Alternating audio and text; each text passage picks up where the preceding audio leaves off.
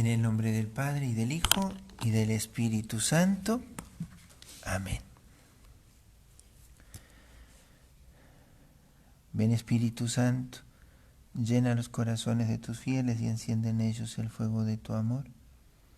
Envía tu Espíritu y todo será recreado, y renovarás la faz de la tierra. Oremos. Oh Dios, que has instruido los corazones de tus fieles con las luces del Espíritu Santo, danos el gustar de todos los rectos según el mismo Espíritu y gozar siempre de sus consuelos. Por Jesucristo nuestro Señor. Dios te salve María, llena eres de gracia, el Señor es contigo. Bendita tú eres entre todas las mujeres y bendito es el fruto de tu vientre Jesús. Santa María, Madre de Dios, ruega por nosotros pecadores, ahora y en la hora de nuestra muerte. Amén. María, Madre de la Iglesia, en el nombre del Padre, y del Hijo, y del Espíritu Santo. Amén. Comenzamos ahora la tercera plática sobre la evangelización, una introducción en estos documentos que la Iglesia nos regala como un tesoro de la doctrina sobre la misión. Vuelvo a recordarles la modalidad de nuestra plática, que no es una mera exposición porque no les habla un especialista en esto, sino que simplemente una invitación a que podamos considerar juntos lo que la Iglesia nos propone para poder considerar y madurar la conciencia de la misión como responsabilidad de nuestra identidad. Vamos a, mientras estemos presentando las respuestas a las preguntas que nos hacemos cada día, hoy nos hacemos 2 preguntas también. Yo tengo aquí mi teléfono para que el que quiera preguntar pueda irlo haciendo por aquí. Lo puede hacer también por la transmisión ahí en Facebook, en los comentarios. Me van a alcanzar la pregunta, si ustedes las hacen por allí. Es bueno que esas preguntas las hagan con toda libertad, porque eso permite que de alguna manera podamos sacar mayor luz, yo pueda, en lo que en verdad vea y yo sepa, digamos, poderles ayudar en eso. Pero que la pregunta también puede suscitar una mayor luz o mayor comprensión, y pueda eso también evacuar alguna duda que otro, al estar escuchando esto, pueda tener. Así que pregunten con libertad. Les recuerdo el número para los que no lo tienen. Es, más 54 9 343 4058 973. Ese es el número por WhatsApp, pueden enviar el mensaje. Vamos a hacernos hoy 2 preguntas más. Recuerdo las anteriores. ¿Es necesaria la evangelización? La primera. ¿Es necesaria la evangelización hoy? Segunda pregunta, ¿dónde nace la misión? Esas fueron el primer día. El segundo día, ¿cuál es el motivo de la misión? ¿Y cuál es el alcance de la misión? Hoy, en este tercer día, vamos a respondernos a estas 2 preguntas, ¿sí? Primero, ¿cuál es el contenido del anuncio misionero? Y segundo, ¿quién es el protagonista de la misión? Ya ahora, con estas preguntas, entramos un poco más en la identidad del que se siente llamado, del misionero. Si bien no es el tema de hoy, va a ser algo más específico el viernes, el último día, pero ya cuando hablamos de contenido y protagonista, estamos ya de alguna manera aplicándonos un poquito más toda esta doctrina sobre la misión. Ya no es algo externo a nosotros de lo que hablamos, sino que vamos a estar hablando de nosotros hoy, ¿sí? Y eso es muy importante. Entonces, para la primera pregunta, ¿cuál es el contenido del anuncio?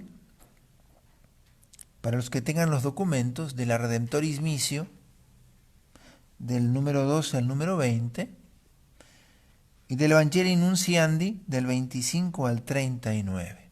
Yo voy a dar algunos elementos que nos ayuden a considerar el contenido del anuncio. Con una salvedad al comienzo, más que salvedad, con lo que yo considero que es algo importante que quien se sabe misionero lo tenga bien aprendido. ¿Sí? Que para que el anuncio sea auténtico, o sea, tenga el peso, ¿no?, de toda su verdad, necesita que su portador, su portavoz, sea parte de lo que se anuncia. El anuncio no es algo distinto del anunciador. El que anuncia, el que da la buena nueva, compromete su vida en lo que anuncia.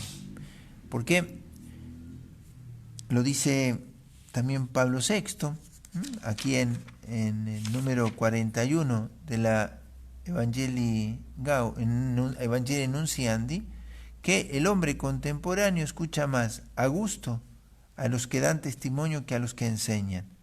O si escuchan a los que enseñan, es porque dan testimonio.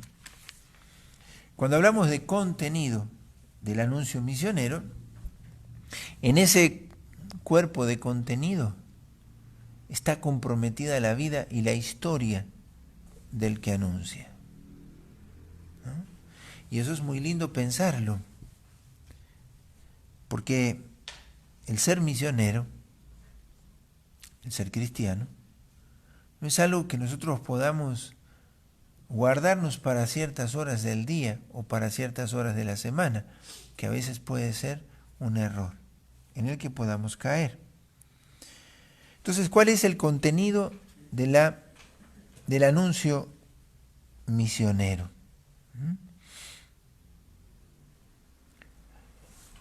Recordemos que evangelizar, que es esta acción misionera, anunciar la buena nueva, suscitar la fe, tiene como primer contenido, ¿sí?, el querigma. ¿Qué es el querigma? Es el primer anuncio. Cristo ha muerto y resucitado por mí. Sin ese anuncio, sin esa pieza clave que suscita la fe o la adhesión, no se comprende todo lo demás. La adhesión es a ese Jesucristo. Parece una cosa muy elemental, pero es muy importante al momento de hablar del anuncio que hace un misionero. No se anuncia a sí mismo, pero se compromete a sí mismo en el anuncio que hace. El misionero no viene a hablar de sí mismo, pero se compromete a sí mismo en el anuncio que hace. Por eso, dice Pablo VI, ¿sí?, este testimonio resulta plenamente evangelizador cuando pone de manifiesto que para el hombre el Creador no es un poder anónimo y lejano, es Padre.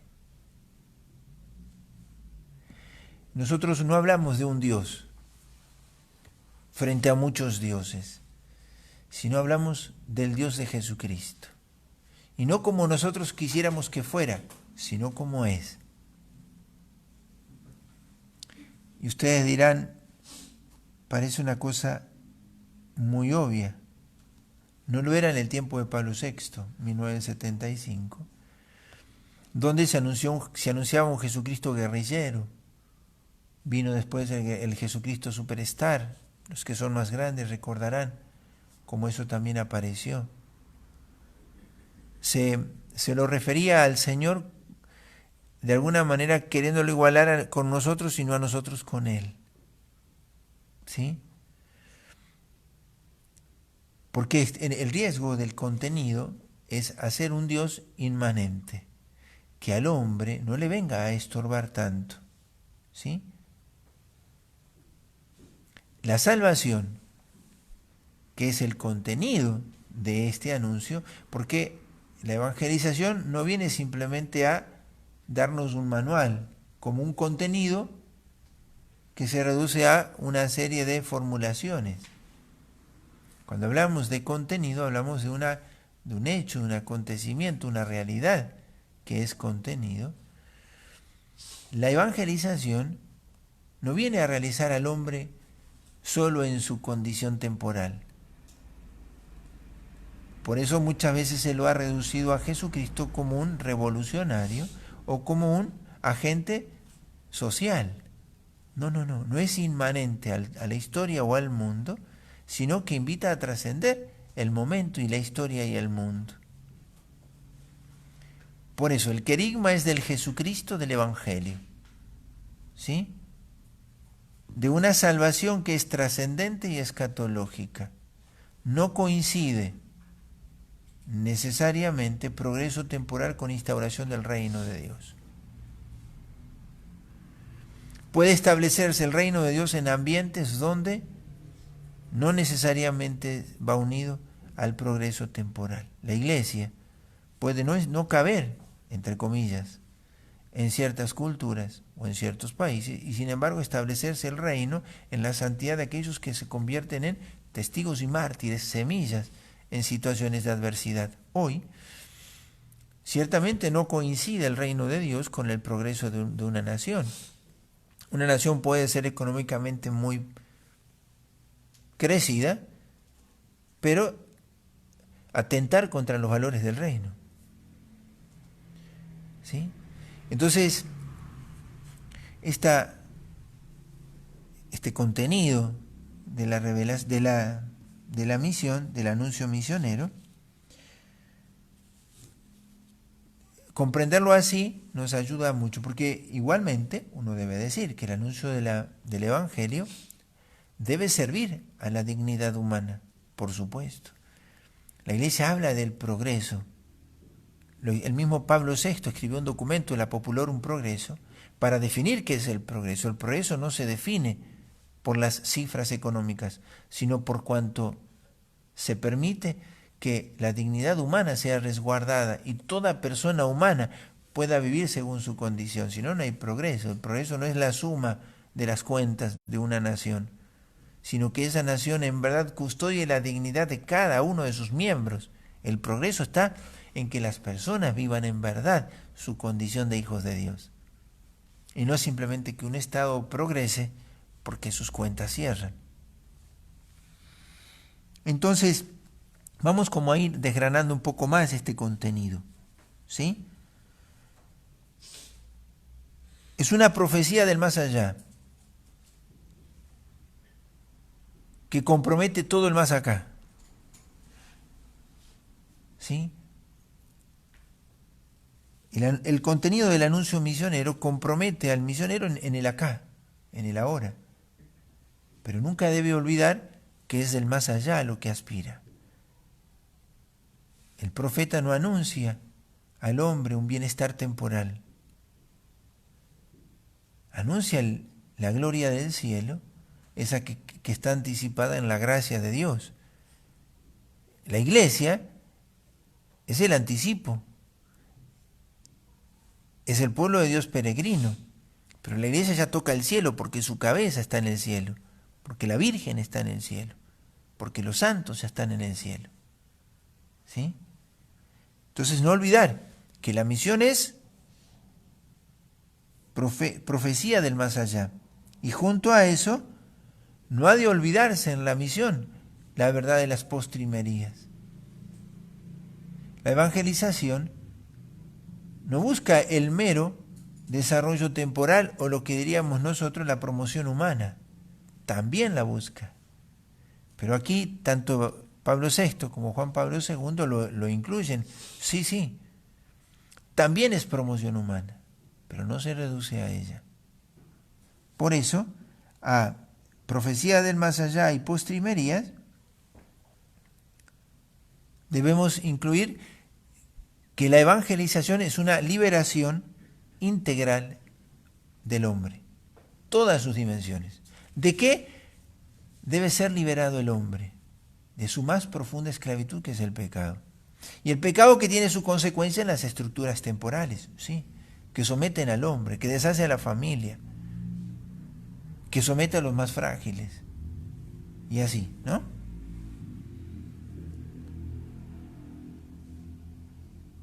El anuncio, el anuncio misionero también incluye la esperanza en las promesas de Dios.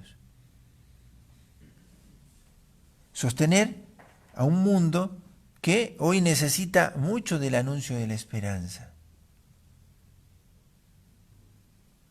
Y tal vez ustedes dirán que yo estoy diciendo cosas obvias, y no estoy pretendiendo decir cosas nuevas, sino que estoy enumerando, tomándolo de lo que el Papa Pablo VI en ese momento escribía en estos puntos, que ustedes los van a leer más detenidamente, ¿no es cierto?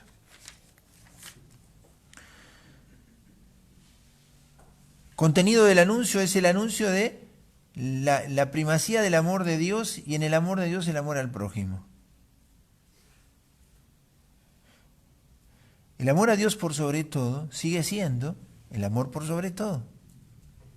El primer amor que debería ordenar toda vida en comunidad, para nosotros, nuestra parroquia, nuestra familia, nuestra sociedad cristiana, si así lo quiere ser. Y en el amor a Dios, el amor al prójimo.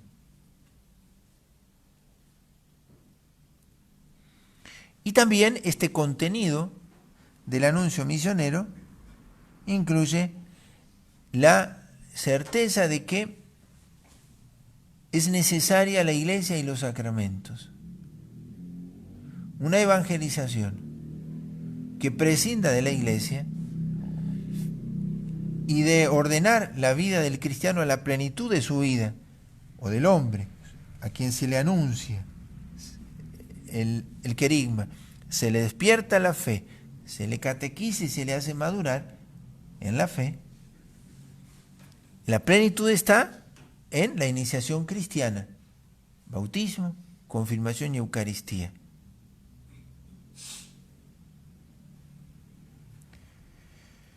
Entonces, el contenido del anuncio misionero, por un lado, te compromete con lo que anuncias. Eres parte de lo que se anuncia, eres parte del contenido. Porque todo esto anunciado es antes vivido por el anunciador. ¿Hay una pregunta? Gracias.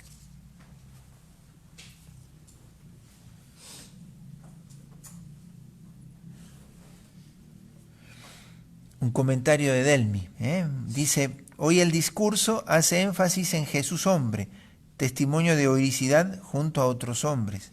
Se le quita su ser hijo de Dios. El misterio no tiene lugar en la vida de las sociedades de consumo. Muy bien, Delmi, ese es el concepto que ha perdurado a partir de lo que va a decir Juan Pablo II, la dimensión horizontal de la evangelización. A Jesús como un mero modelo de humanidad, la filantropía, ¿sí? El amor del hombre por el hombre. Cristo es uno de entre tantos, que sí, es admirable. Ese es el riesgo del modernismo. El modernismo que ha ido quitando la dimensión sobrenatural de nuestra existencia. Y así es como a Jesús se le ha quitado esa verdad de Hijo de Dios, que viene no a revelarle al hombre su suerte aquí, sino la sublimidad de su vocación de Hijo de Dios a la gloria. ¿Sí? Y nosotros muchas veces, en este contenido del anuncio misionero, podemos quedarnos con un Jesús amigo o un Jesús Che Jesús, ¿no es cierto? Jesús no es simplemente un igual a nosotros. No, es más que eso. Él nos quiere igualar con su condición de Hijo de Dios. ¿Sí? Pero ciertamente a Jesús no se lo saca de todos los lugares donde se le niega su condición divina. No. Cae muy bien en ciertas doctrinas espirituales que invitan también a los católicos a buscar su armonía y su salud física, psicológica, espiritual, pero no la del Espíritu Santo, y le dicen: sí, aceptarlo a Jesucristo, también es Dios, como el otro que tiene sus dioses. Se lo iguala a Jesús, quitándole su condición del Dios revelado, del de aquel que es el Dios en el que todos hemos sido salvados. Pero gracias por el aporte de Elmi. Pero esto que puede ser un discurso, aquí estamos hablando entre quienes creemos en Jesucristo. ¿Cómo está en nosotros? Por eso, lo que iba a decir ahora, ¿no? Decíamos, soy parte del anuncio. Y entonces podríamos decir que el contenido del anuncio misionero es la iglesia misma. No puedes tomar de la iglesia lo que te calza o lo que te gusta. Ayer leíamos lo del catecismo. La iglesia es el lugar donde la humanidad debe volver a encontrar su unidad. Ella es el mundo reconciliado. Y entonces ahí entra la maravilla de la vida de hermanos, la fraternidad, como también contenido del anuncio.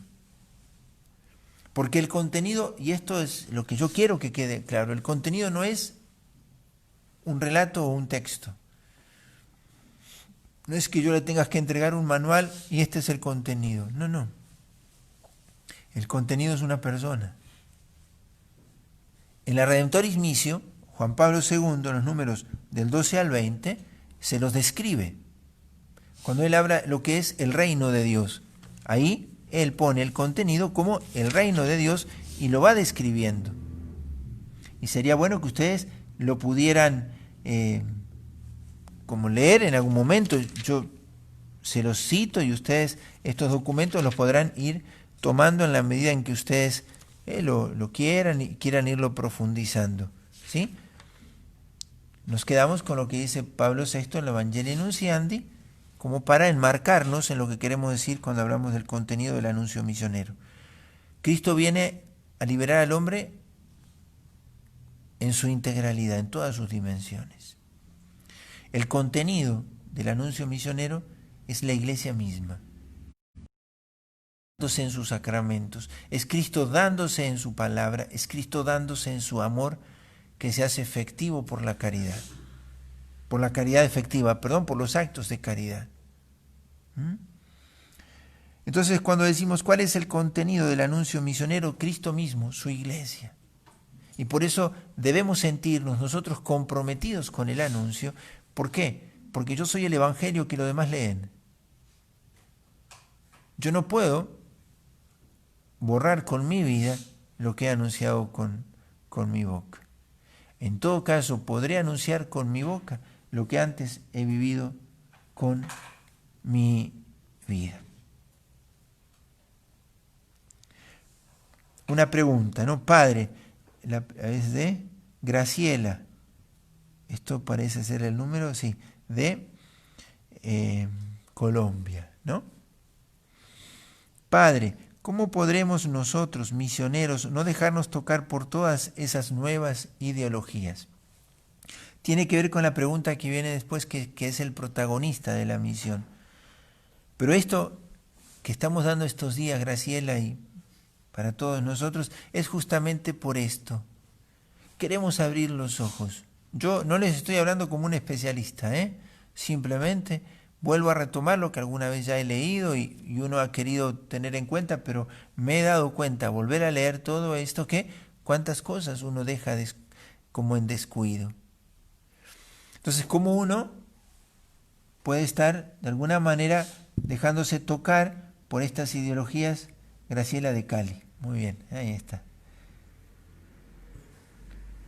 ¿Cómo podemos estar nosotros siendo tocados o infectados por esa concepción del mundo, no como el Evangelio nos lo revela?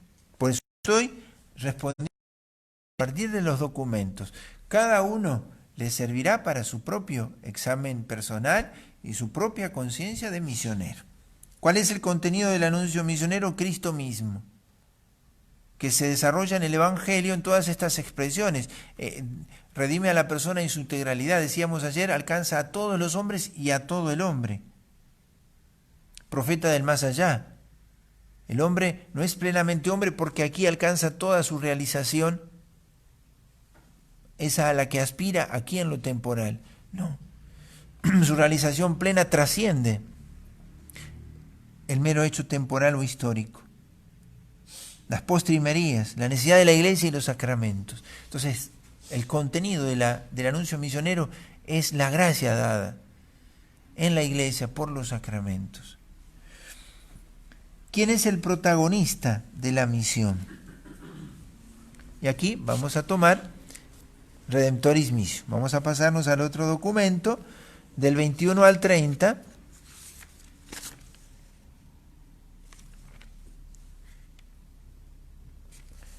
Juan Pablo II nos habla de el protagonista de la misión. Recién aquí nos hacía acuerdo Tatiana que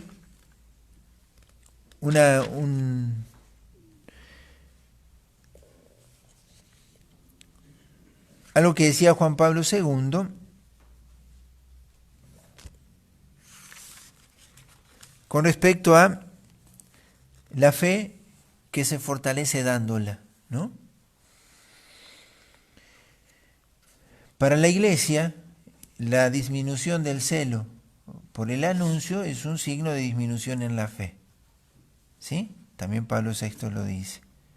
Cuando nosotros ya no tenemos celo por la salvación de los hombres, ¿qué hay en nosotros? Una pérdida de fe. No hemos comprendido o hemos dejado de considerar lo que le costó al Señor esa alma, este mundo.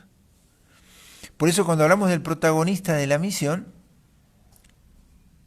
decimos el protagonista es el Espíritu Santo. ¿Sí? Es lo que Jesús va a hacer con sus discípulos al momento de Pentecostés. El día de su resurrección, sopla sobre ellos y dice, reciban el Espíritu Santo. Y entonces Juan Pablo II dice, dos certezas deben acompañarte como misionero. Que tu vocación misionera tiene una dimensión universal. No conoces fronteras, porque la iglesia no tiene fronteras. ¿Recuerdan que decíamos ayer, si de pronto hay vida humana que se traslade a otro planeta, ahí también el Evangelio tendrá que llegar? Porque el horizonte es el corazón del hombre. ¿Cuándo acabará la misión? Cuando se ha engendrado el último hombre. El Espíritu Santo, primero esto, nos ayuda a comprender esta dimensión universal. El Espíritu ha sido derramado para que todos los hombres sean encendidos en ese fuego. Y segundo, como misionero, ten siempre la certeza, dice Juan Pablo II, en el número 23, de que en esta tarea no estarás solo. E invita a que el misionero crea en la fuerza transformadora del Evangelio. Porque ¿cuál es la tentación que a veces puede ganarnos al momento de la misión, del anuncio? Es sufrir no ser aceptados, sufrir no ser comprendidos. ¿Por qué? Porque te dicen es muy duro tu mensaje. Se lo dijeron a Jesús, ¿no? Se lo dijeron a Jesús. Es muy duro tu lenguaje, se lo van a decir a Pablo. Y entonces, creer en la fuerza transformadora del Evangelio. ¿Qué quiere decir eso? Que nuestra esperanza al momento de servir a la misión no está en cosechar aquí. Que el Señor cosecha su tiempo. Pero yo no puedo cambiar el contenido del anuncio misionero porque simplemente yo como instrumento del protagonista, que es el Espíritu Santo, sienta que ese mensaje es rechazado. Creer en la fuerza de la semilla que se siembra, ¿no?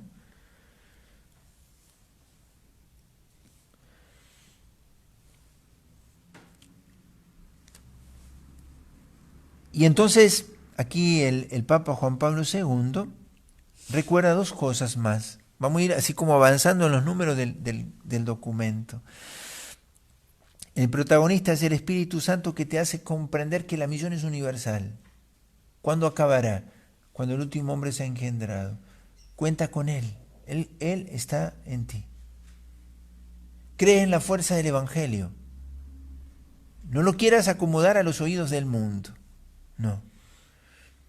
Y a veces sientes el rechazo de quienes tienes más cerca. Pero aquí dos cosas más en el número todavía 23. El fin último de la misión es hacer partícipes de la comunión que existe entre el Padre y el Hijo.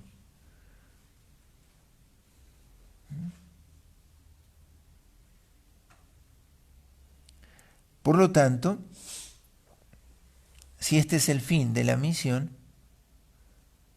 lo que dice Juan Pablo II es que el misionero ha de vivir esa realidad. Dice, se es misionero ante todo por lo que se es, antes de serlo por lo que se dice o se hace. Entonces, la misión de la Iglesia, al igual que la de Jesús, es la misión del Espíritu Santo, que da la capacidad de testimoniar a Jesús con toda libertad. Y aquí les cito algunos pasajes del libro de los Hechos de los Apóstoles, que es bueno que los agenden, están en el número 26 de la Redemptoris Missio, muy puestos allí por el Papa Juan Pablo II, Hechos 4, Hechos 2, 45 al 47, Hechos 4, 32. La fuerza de la primera comunidad que va a recibir del Espíritu Santo en la fuerza para vivir con libertad una nueva condición, porque ellos comenzaron a tener que distinguirse de la sinagoga, pero además con principios de vida distintos.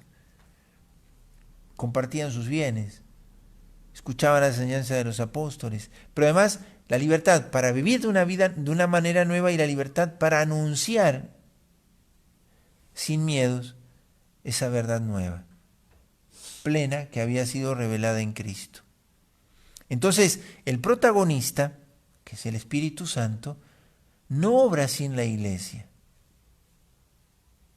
Pero en la Iglesia Él confirma esto, que el nuevo estilo de vida que brota del Evangelio y el anuncio del Evangelio necesita de su acción. Por eso el fin de la evangelización es instaurar la Iglesia, conformar comunidades.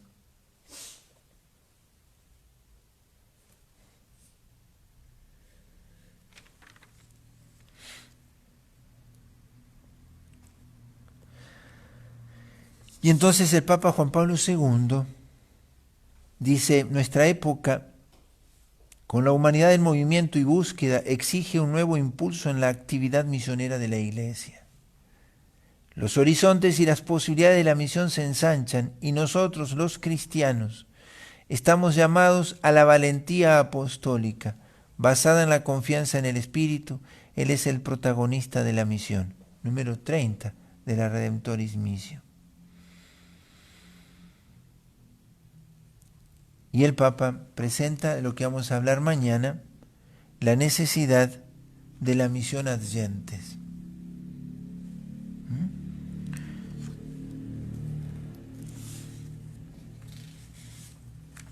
¿Qué quiere decir esto? No tenemos que olvidar que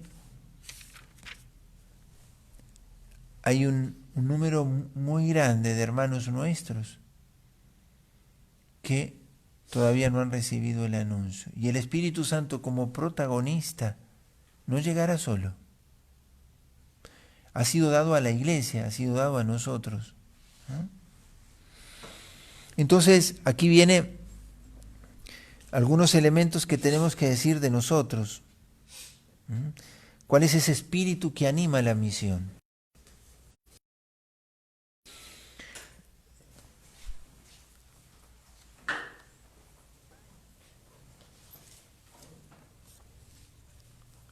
Digo una cosita y digo dos cosas que hay aquí que han anotado, que han mandado, ¿no?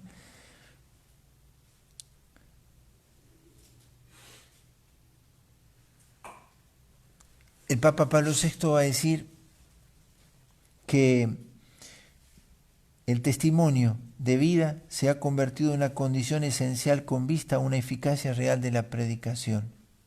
Nos hacemos responsables del evangelio que proclamamos, ¿no? Cuando hablamos del protagonista de la misión decimos es el Espíritu Santo, pero ahora vamos a considerar el Espíritu Santo en nosotros. Y ahí respondo a lo que dice, a lo que pregunta Julio, y voy a Dolores de Villaguay. Ella recomienda un libro, El alma de todo apostolado, que ya muchos lo conocen. Para esto, El alma de todo apostolado, un libro de lectura espiritual. ¿Cómo misionamos en tiempo de cuarentena? Pregunta Julio. ¿Cómo deberíamos misionar todos los días de nuestra vida? ¿No? Y es esto lo que estamos diciendo. Cada uno es protagonista con el Espíritu Santo. Si mueres esta noche, cualquiera de nosotros, hemos de poderle decir al Señor: Señor, aquí están mis 5 talentos. Me diste 5, te doy 5 más. Aquí están mis 10 talentos. Me diste 10, te doy 10 más. En la cuarentena no es un impasse entre un antes y un después. ¿Cuántos actos de amor en casa? ¿Sí? ¿Cuántos actos de amor que enriquecen a la iglesia como cuerpo místico cuando yo sé callar o hablar, estar o no estar? Mi oración, mi sacrificio, el vínculo que tengo con las personas que tenga. ¿Cuánto yo sigo siendo un testigo de Jesús? Por eso en la cuarentena, en este confinamiento en el cual nos han dejado, uno dice, ¿cuál es la diferencia? La circunstancia. Pero es la misma, el mismo modo de evangelizar. Soy yo la levadura, lo decíamos ayer. Y esto es lo que les leí recién aquí del número 76 del Evangelii Nunciandi. Este siglo, dice, siente sed de autenticidad, y lo pone de los jóvenes. Los jóvenes, aunque no lo digan, no se bancan la mentira, aun cuando muchas veces vivan en una verdad aparente. Pero en lo profundo el hombre está hecho para ella. Y entonces ahí es que viene lo que el Papa dice, tácitamente o en grandes gritos, pero siempre con fuerza se nos pregunta, ¿crees verdaderamente en lo que anuncias? ¿Vivís lo que creéis? ¿Predicáis verdaderamente lo que vivís? Lo pone Pablo VI diciendo, el mundo te pregunta si lo que vives, si lo que dices es lo que vives, si lo que dices es lo que crees. Y es allí donde está el modo de evangelizar en la cuarentena. ¿Crees en verdad? Siendo santo, en tu modo de hablar, de tratar, en tu modo de perdonar y de reconciliarte, en tu modo de confesar con humildad tu pecado y no siempre salir uno con la suya, está también el modo de evangelizar. Tal vez no podamos llegar a quienes tal vez llegábamos antes de la cuarentena, pero eso no quiere decir que aquí no podamos, con quienes tratamos, poderles anunciar el Evangelio con nuestra vida.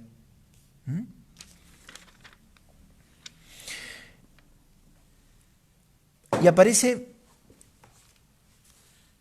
en esto de nosotros como protagonistas con el Espíritu Santo, el Papa Pablo VI nos habla de la unidad. Y les voy a hacer como una imagen, a ver si yo me puedo expresar. Muchas veces uno hace la experiencia en el laicado de que vive en una unidad a partir de un centro, de un punto. Todos tienden sus líneas hacia un punto. Por ejemplo, a veces en la parroquia sucede que nos sentimos unidos con el párroco o con el sacerdote, ¿sí?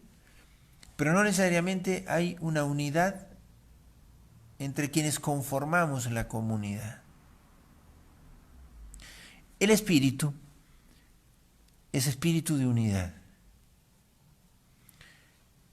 Cuando decíamos en el primer punto que el contenido del anuncio es la iglesia misma, la unidad es una expresión de la acción del Espíritu en la iglesia. Dios quiere que el mundo sea uno, que sea iglesia. Pero no uno a cualquier precio, no. La unidad en la verdad.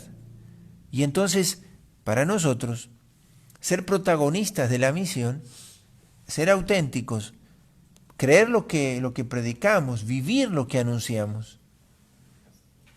Pero a su vez, yo sé que eso tiene que darse en mi vida fraterna, en mi vida de unidad como comunidad.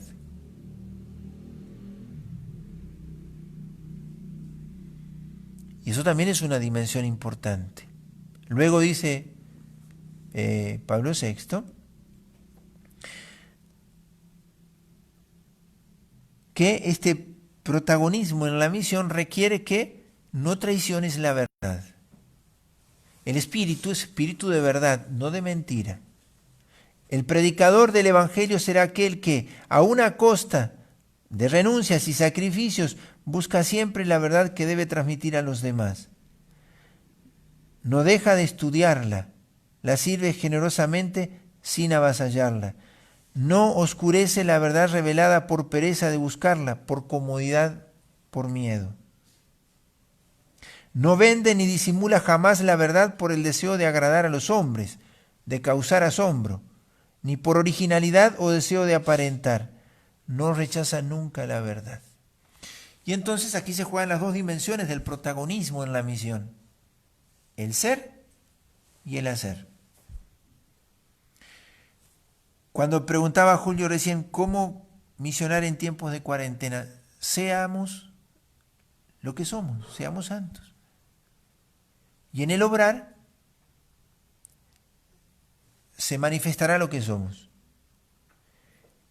Y ahí es donde se juega la verdad. Yo no he de aparentar en un lugar siendo lo que, o mostrando lo que no que lo soy, o al revés. ¿Sí? En el fondo me manifiesto fuera lo que al final terminé no siéndolo. Aquí me digo de una manera y allí me muestro de otra. Entonces, la autenticidad, la búsqueda de la unidad, servidor de la verdad, animado por el amor. Y aquí dice el Papa, ¿de qué amor se trata? Es el amor de un padre, es el amor de una madre. Es un amor, dice, que construye la iglesia, pero miren lo que dice ahora. Un signo de amor será el deseo de ofrecer la verdad y conducir a la unidad. Nos refiere a los dos puntos anteriores. Si amas, no murmuras de tus hermanos. Si amas, no divides. Al contrario. Si amas, no acomodas la verdad a tu conveniencia o a la conveniencia del auditorio.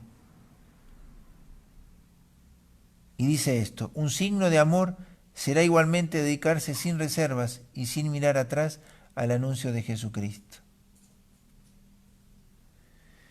¿Por qué? Porque hay algunos a quienes el Señor les dice, deja tu casa, deja tu tiempo, deja tus prioridades. Hay niños que no han conocido a Cristo. Hay pobres que necesitan ser evangelizados. Pobres no solo materialmente.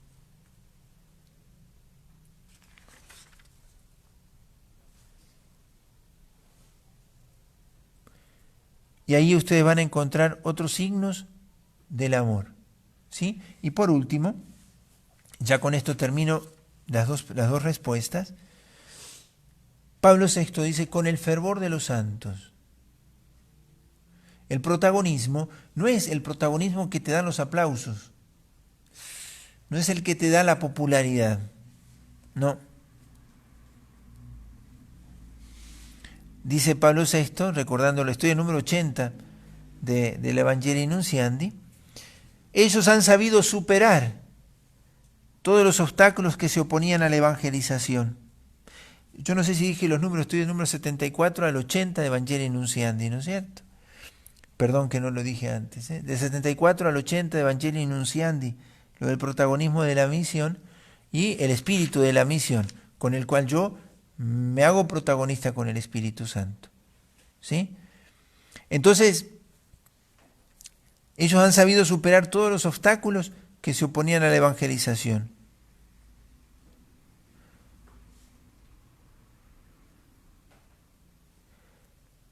La falta de fervor es un obstáculo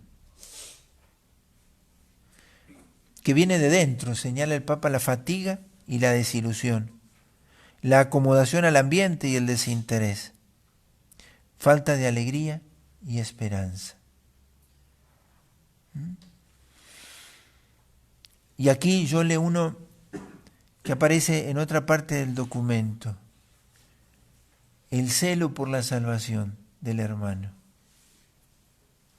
El fervor de los santos nacía, y esto yo lo puedo referir de Madre Teresa de Calcuta, el fervor de los santos, ¿de dónde provenía? De la conciencia del amor de Jesús por las almas. Madre Teresa de Calcuta, pongo el ejemplo de ella, ¿no? Ella dice que a los 5 años Jesús la enamoró, cuando hizo su primera comunión. Pero ella dice esto, ¿no? Pero eso aparece en sus cartas privadas que se conocieron después de su muerte, ¿no?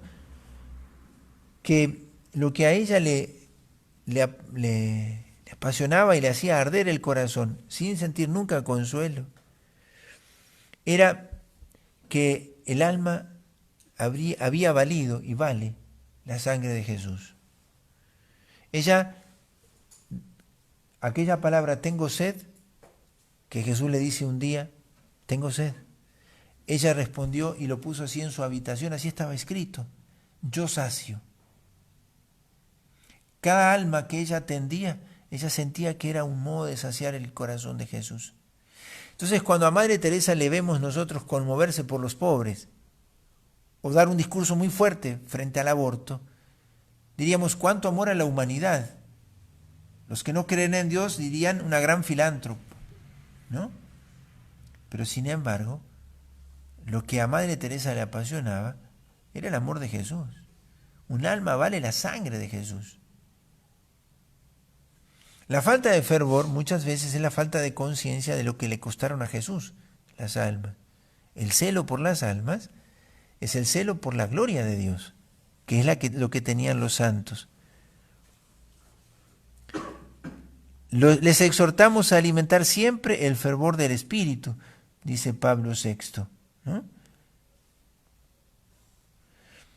Por eso, para nosotros ofrecer la salvación es ofrecer lo que Cristo ofrece en su iglesia. El protagonismo de la misión no es ser popular, tener muchos seguidores o como se fuere de las redes sociales o eso, no pasa por ahí. Termina diciendo Pablo VI, y con esto termino para responder a las preguntas que están aquí,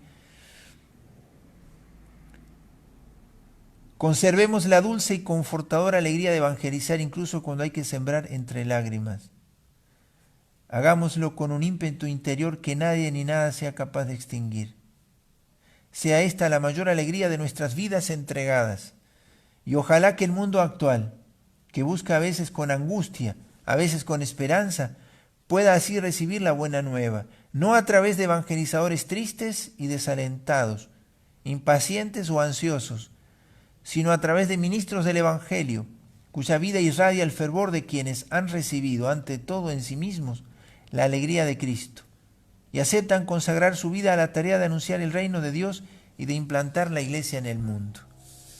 ¿Quién es el protagonista de la misión? El que está lleno del Espíritu Santo. Y es protagonista en su casa, en el colegio, en el barrio, en el club. Y si un día Dios le pide que deje su casa, sus proyectos, allá va.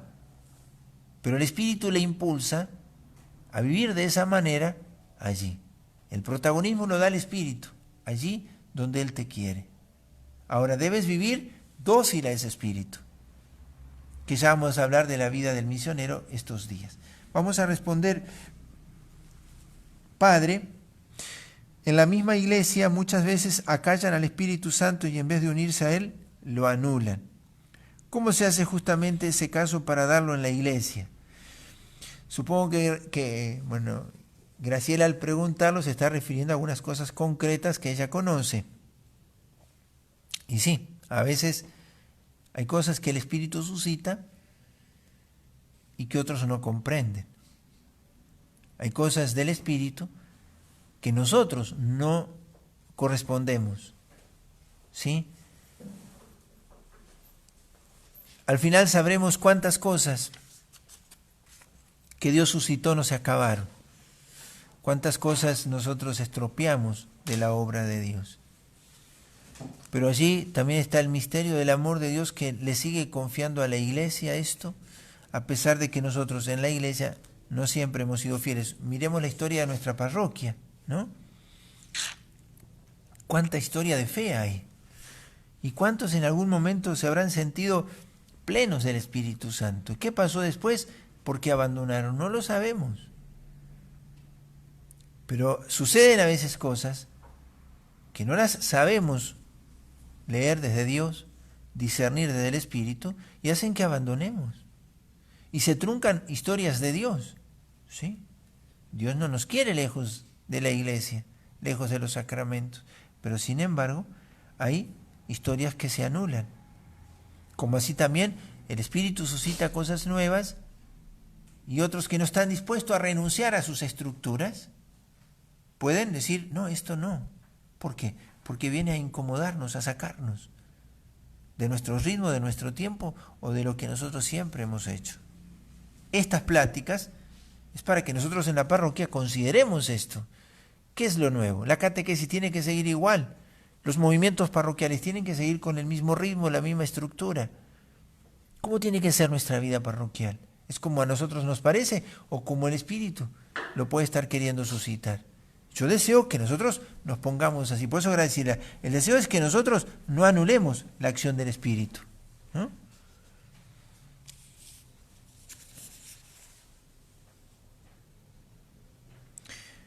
La Redemptoris Missio dice que el impulso misionero pertenece a la naturaleza íntima de la vida cristiana e inspira el ecumenismo y menciona la cita bíblica de que todos sean uno. ¿Cómo es uno con las iglesias cristianas y las otras religiones?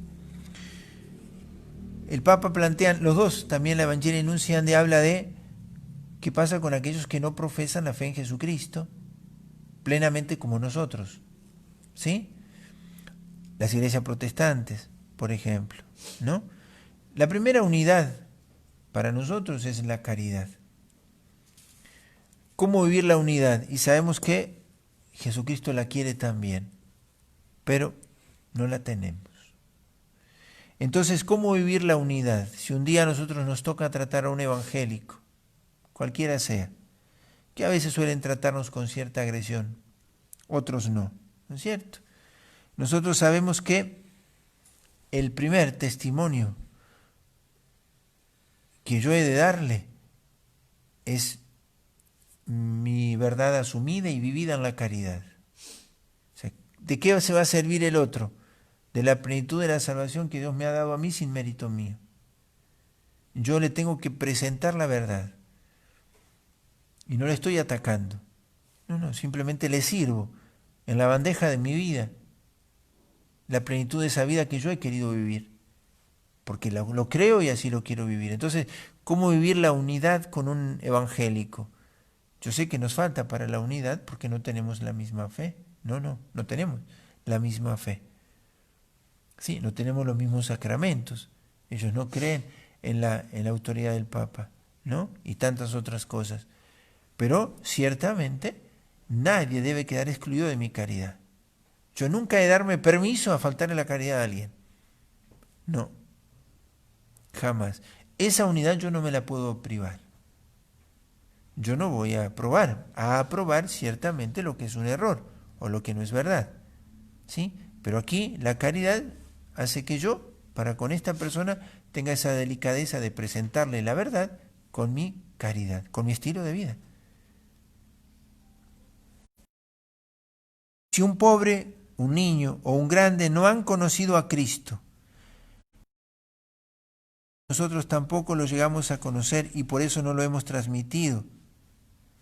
Nuestra vida debe ser un testimonio del Cristo vivo. Andrés, también un comentario. Es una pregunta que se hace y nos la comparte. En algunos casos hay personas... Lo de Pablo VI es muy bonito cuando ustedes lo puedan leer. También lo pone Juan Pablo II. Ya vamos a hablar de la vida cristiana. Lleguemos al viernes. Mañana vamos a hablar de la misión ad gentes y vamos a hablar el viernes de nuestra vida cristiana. Pero que esto, lo que hemos visto hasta ahora, nos vaya ayudando a reflexionar en el alcance y en la dimensión que tiene nuestra vocación cristiana. La evangelización es un deber que nace de nuestra naturaleza de cristianos. Uno podría decir, ¿la iglesia misiona? ¿O la misión es la naturaleza de la iglesia? La misión es la naturaleza de la iglesia. ¿Para qué existe la iglesia? Para que el evangelio sea anunciado y la iglesia pueda así abrazar a todos los hombres. Su misión, su vida es la misión, ¿no? Entonces, cuando hay quienes no han llegado a conocer a Jesucristo, aun cuando hayan pasado por mi vida, yo les he presentado al verdadero Dios. Bueno, y ahí está la pregunta que se hace Andrés. Nuestra vida debe ser un testimonio del Cristo vivo. Y no solo nuestra vida, yo le agregaría esto, Andrés. Nuestra comunidad debe ser experiencia de la presencia de Dios. A veces entre nosotros, los cercanos, ni siquiera nos sabemos dar a Dios, en verdad. Tenemos un cierto círculo o números de personas con las cuales nos sentimos muy a gusto y con las que tratamos y con las que no nos sentimos a gusto, con las que nos cuesta. Por eso, no solamente nuestra vida debe ser un testimonio de Cristo vivo, sino la vida de nuestra comunidad debe manifestarlo a Cristo. Entonces, ¿cuál es el contenido? La iglesia misma y todo lo que hemos de alguna manera descrito hoy. Yo soy parte del contenido, por eso esto también sirva para lo que preguntaba recién Andrés. Yo soy contenido de la misión. El que me ve a mí, ve a Cristo, ve los valores del Evangelio encarnados, ¿no? Pero cuidado, no estamos haciendo un examen de conciencia, sino sentir que esa es nuestra vocación. ¿Cómo he de misionar? Sé santo. Deja que resplandezca en tu vida el Evangelio. ¿Tiene precio la verdad? Sí. El mundo te pedirá que te acomodes a ellos para que no le caigas tan mal. No renuncies.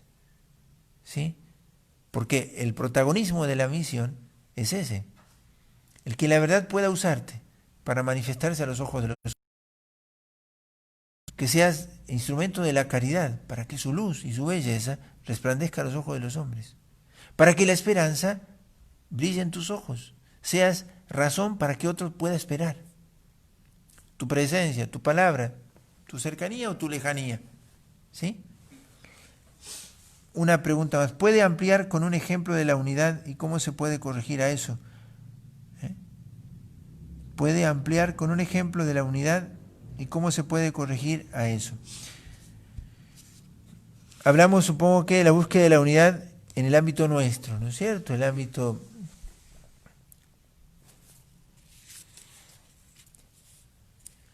Desde el comienzo, si ustedes buscan el texto ese que yo les di hoy de Hechos 4, yo se lo voy a leer porque, bueno, ya viene la pregunta y con esto terminamos, ¿no?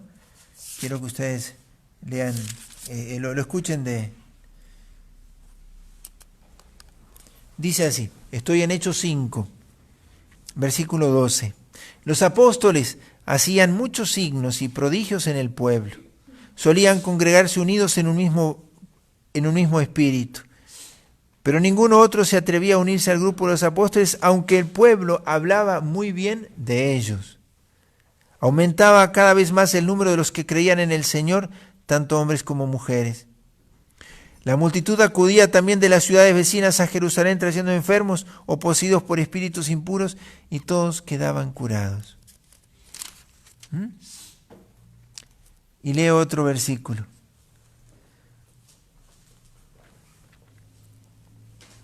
Una vez en libertad los apóstoles regresaron a donde estaban sus hermanos y les contaron todo lo que les había dicho los sumos sacerdotes y los ancianos. Al oírlos, todos levantaron la voz y oraron a Dios unánimemente.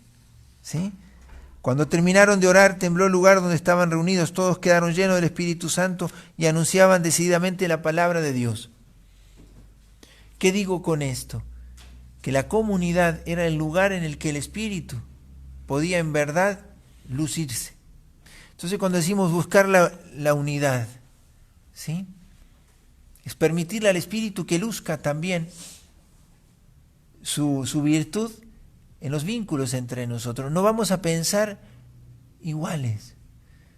Cuando dice unánimemente, quiere decir con un mismo corazón y una misma alma, animados por un mismo espíritu. Hemos de querer lo mismo. Si yo les preguntara a ustedes, ¿ustedes quieren la gloria de Dios y la salvación de los hombres? Sí, empeñémonos en eso. No gastemos nuestro tiempo en hablar mal del hermano.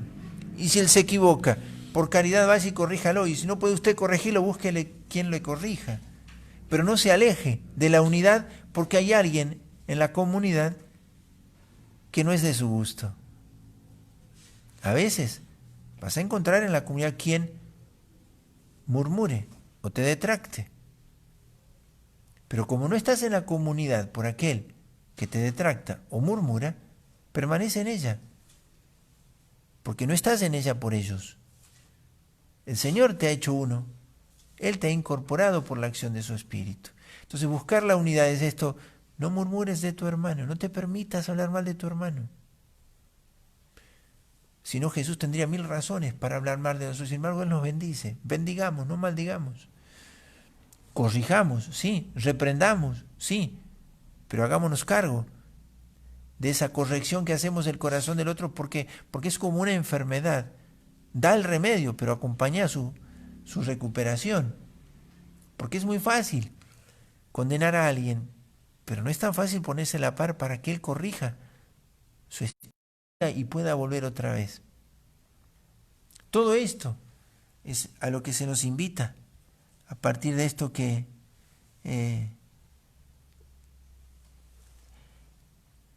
el Papa Pablo VI y Juan Pablo II nos dicen, hay mucho más. Yo me limito a decir algunas cosas como para plantear estas cosas. Entonces, bueno, les animo mucho a que puedan acercarse a los documentos. Un consejo como lectura espiritual para estos días, lean capítulo 2, 3, 4 y 5 de los Hechos de los Apóstoles. ¿Qué van a encontrar allí? Al protagonista de la misión, que es el Espíritu Santo en su iglesia. Van a encontrar el contenido del anuncio misionero, que es el querigma de Cristo, que se encarna hasta en el martirio de Santiago. Van a ver que Santiago es el primer apóstol que muere. Van a ver a Pedro y a Juan encarcelados. Van a encontrar eso. Y entonces, el contenido del anuncio misionero es la vida misma del misionero. No sé si yo me explico con esto, pero quisiera que así lo vivamos. Y sintamos que allí donde estoy, soy un lugar donde el Espíritu quiere hacerme protagonista de su protagonismo. No achicar la verdad, no achicarla, porque a otros no le calza. Ahora dice también Pablo VI, pero cuidado, que hay quienes son frágiles en la fe. Respeta sus tiempos. La verdad no se impone, dice Juan Pablo II allí también en uno de los números. La verdad se propone. Y se propone como la propuso el Señor. Y hasta parece ser una imposición el amor, ¿no? Qué difícil es no doblegarse frente al amor. Pero sin embargo hay quienes no se doblegan. Entonces que tu imposición sea el amor en todo caso, pero no impongas la verdad, pero que resplandezca en tu vida y que se imponga ese resplandor de la verdad en tu caridad para con tu hermano. Y deja que esa verdad se siembre en el corazón y cree en la fuerza del Evangelio, como dice Pablo VI, cree en ella. Vivir la verdad es para nosotros, primero, un honor, ¿no? Un deber. Pero también vivir la verdad es la posibilidad de que el otro reciba la siembra del Evangelio. Puede que no te lo reconozcan, Nadie sabe dónde llega la semilla que tira. Pero no dejes de tirar la semilla. No dejes de callar cuando todos se ríen de un mal chiste. No se ría. Si tiene que decir no a algo, diga que no. Si debe dejar de ir a un lugar, deje de ir a ese lugar. Si debe empeñar su vida de otra manera para priorizar la evangelización, ¿por qué? Porque se necesita anunciar a Cristo. Hacerlo. Nosotros tenemos en la parroquia, ahí Andrés fue uno de los que escribió, tenemos el movimiento familiar cristiano. Necesitamos matrimonios que quieran trabajar para otros matrimonios. Tenemos los grupos misioneros, Lazos de Amor Mariano, el Grupo Misionero San José Sánchez del Río, grupos misioneros, que han de buscar a los que no están, pero no solamente buscarlos, acompañarlos hasta el final. Así tenemos Gravia, Conin, Cáritas, Convivencia, Renovación Carismática, Legión de María, cada uno en su carisma propio. ¿No? Pero vivir a fondo, necesitamos que cada uno se haga cargo de eso que el Señor le pide. Bueno, cursillo, ¿sí? Entonces, de aquello a lo que Dios te llama, ¿sí? Bueno, gracias por esta hora de paciencia. Les dejo así con estas cositas que les he querido compartir hoy también. Mañana vamos a trabajar, vamos a compartir ya, vamos a hablar de la misión adyente. Vamos a mirar no solamente a los pueblos que no conocen a Dios, sino aquellas dimensiones de la vida del hombre hoy, de nuestro pueblo, de nuestra sociedad, donde el Evangelio tiene que llegar con nuevas formas, donde ya no está resonando el Evangelio. Y vamos a dejar para el último día ya la identidad más propia del misionero, ¿sí?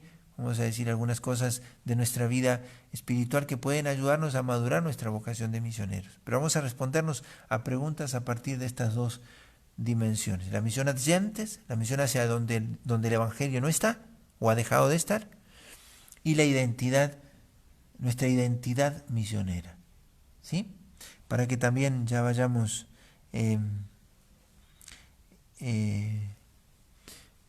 haciendo preguntas y en alguna cosa de eso le pueda ir suscitando.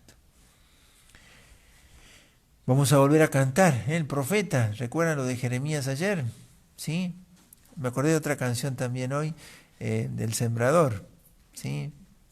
Probamos el profeta nuevamente, aquello de Jeremías 1, ¿no? Cuando Jeremías confiesa la conciencia de que su vocación nace del momento en que Dios lo piensa. Dios le dice al profeta, antes que tú nacieras yo te conocía. ¿Sí? Qué honor para nosotros descubrir que el Señor nos ha pensado protagonistas con Él. No para las tribunas del mundo, no para las plataformas del mundo, sino para esa que queda grabada en el corazón del Señor. ¿Sí? Si un día morimos, que sea sembrando y bien despiertos, ¿no? Haciendo lo que tenemos que hacer y atentos a la voz del Espíritu. Antes que te formaras dentro del vientre de tu madre, antes que tú nacieras te conocía y te consagré. Para ser mi profeta de las naciones yo te escogí, irás donde te envíe y lo que te mande proclamarás. Tengo que gritar, tengo que arriesgar, ay de mí si no lo hago. ¿Cómo escapar de ti? ¿Cómo no hablar si tu voz me quema dentro? Gloria al Padre y al Hijo y al Espíritu Santo, sí, ahora y siempre, por los siglos de los siglos. Amén. San Francisco Javier y Santa Teresita del Niño Jesús, el Señor esté con ustedes y con tu espíritu. Que la bendición de Dios Todopoderoso, Padre, Hijo y Espíritu Santo, descienda sobre ustedes y permanezca para siempre. Amén. Queden en paz y hasta mañana si Dios quiere.